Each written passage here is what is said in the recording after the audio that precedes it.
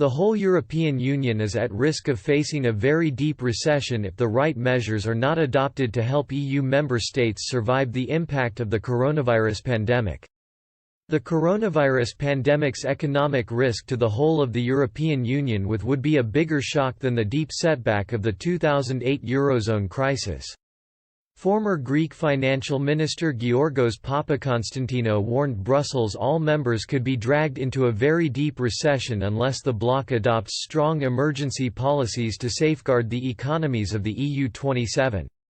Speaking to CNBC, Mr. Papakonstantinou said, "It's important to realize that this is a bigger shock than the Eurozone crisis.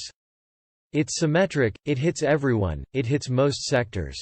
The sudden shock is not just confined to a few sectors, it hits all over the economy and it hits the entire Eurozone, and it's extremely likely that you will have most EU countries and Eurozone countries having a very deep recession. You won't just have Greece going to -8, -9% as it did in 2001, you have a lot of EU countries, perhaps the entire Eurozone, going to this kind of numbers."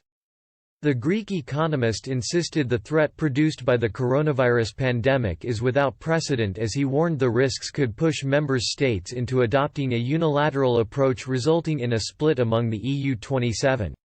Mr. Papakonstantinou continued, "This is not something we have seen before, everyone being in this difficult situation and not just a few countries having a problem.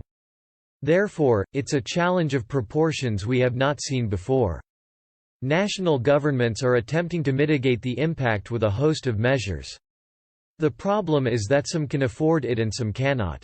Germany's unlimited guarantees to companies is not," he added, "so the question arises, how can we face this in a way where everyone comes out stronger at the other end or, at least, with as minimal an economic damage as possible? Here the ECB has bought us all some time with its €750 billion pandemic emergency purchase of securities, which is, in fact, more than €1 trillion if you count the announcements previously made, but that's not going to be enough. There needs to be a European response." 9 member states, including Italy and France, demanded fellow European Union member states agree to the issuing of temporary joint debt, the so-called Corona bonds. However, the Netherlands and Germany have both voiced their skepticism at the proposal and insisted now is not the time. Former Italian Prime Minister Enrico Letta told Dutch newspaper De Volkskrant, "The image Italians have of the Netherlands has been drastically polluted in just a few days. And not just in Italy. Look at the reaction in Portugal and Spain. They are surprised, severely disappointed reactions.